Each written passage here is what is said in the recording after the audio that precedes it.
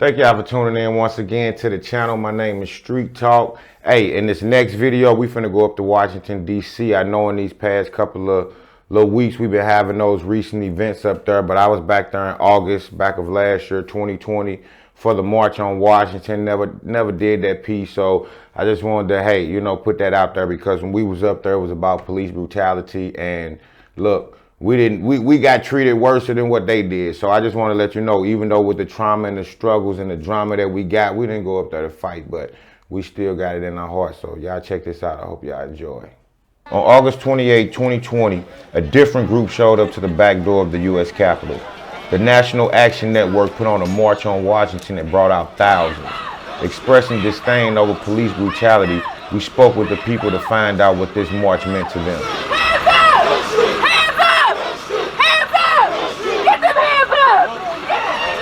My name is Courtney, and I'm from the New Orleans area. And this is Louise, and she's also from the New Orleans area. What's your name? Louise. Louise. So you wanted to know why we came here? Yeah. First and foremost, we came here because we truly believe that Black Lives Matter. We're black. We're all about our people. She has a black son. I have black brothers, black dads. Black Lives Matter. And I feel like, you know, these things, coming out to these things are very important because it lets people know that we're serious and that we all want justice and we want to come together. Why I came out here, I felt like I was infiltrated when Donald Trump had came into my city and spoke at my place, and we've been sitting there trying to fight this injustice that's going on around here. I had to do the same and come up here and fight this injustice, especially with the people doing this march for the Million Man March. I don't want my son to be the next hashtag. I don't want rest in heaven or rest in peace behind my son's name. I want him to grow up and be able to do whatever, not have to worry about walking home from school, not have to worry about if he's gonna be able to come home to me one day. Enough is enough. This mother of four will lay down for hers. This march is very historical, not only for me, but one of my sons. I'm a mother of 4 black boys. So it's important that I'm out here and exposing him to us being in solidarity with our other brothers and sisters. It's huge. We didn't have enough. I refuse. My son ain't gonna be one. I promise you that. And if I had to lay down my life to make sure ain't no police cop or anything, knee is in his neck, that's all me. I'll do that. I'll lay down my life for that. No KKK, no fascist USA. No Bowser Trump. No KKK, no fascist USA. No Bowser. No KKK, no fascist USA.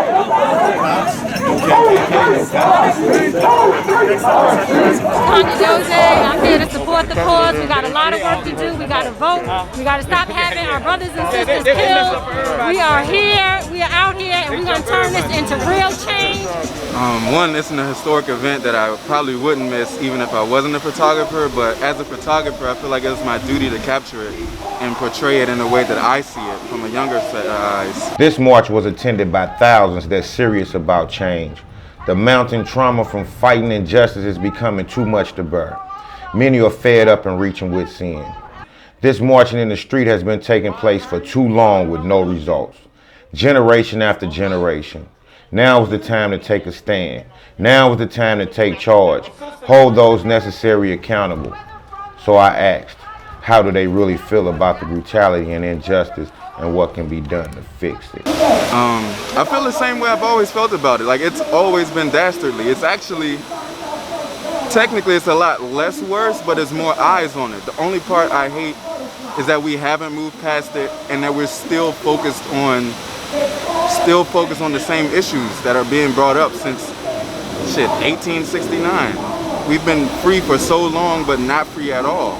We've been fighting oppression since forever and police brutality. And it's still saddening that the things my grandparents grew up through, I have to grow up through, and maybe my grandkids might have to grow up through. That's why I'm out here, to change that. I just learned that there's a real condition called RTBS,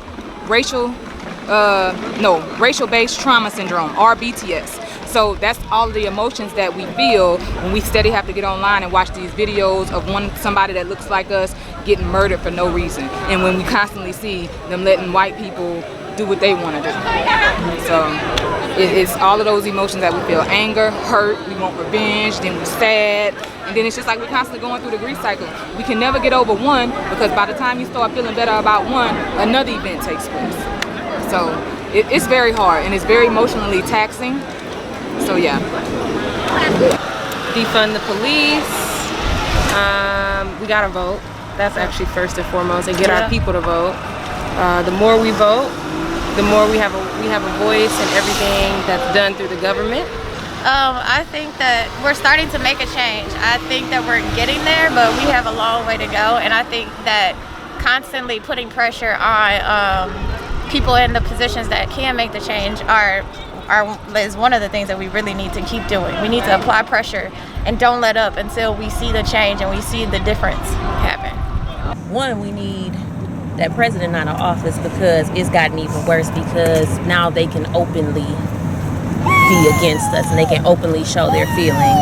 And secondly, we need to start taking care of ourselves and stop. It needs to start at home. We need to stop killing each other first. We don't respect ourselves, they're not gonna respect us. We gotta have dignity and respect for ourselves. We gotta love ourselves. We gotta have self-love, take care of each other, love each other.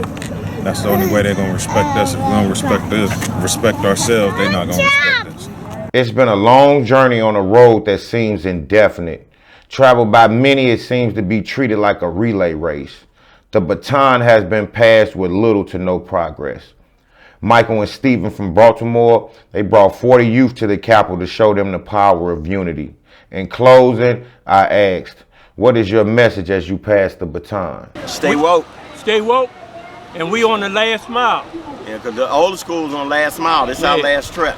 It's so our last young trip. folk got to step up and stay woke and pay attention to who's around them leading the struggle, because there's a lot of people shouldn't be around that's leading the struggle, that's disorganizing things. Yeah, and tricking. If it's Black Lives Matter, then it's Black Lives Matter. You know, so that what my suggestion is, as we tell our young folk, just pay attention who's around you. Don't listen to everybody, and just, you know, stay woke. There it is. And keep pushing. You can be silent and just stay in the corner and just pay attention and watch. You know, you don't have to throw no fire bombs or nothing. Just pay attention. Make sure no injustice is done against you or anybody that look like you, even our African brothers and sisters. Because until we free in America, none of us are free nowhere on this planet.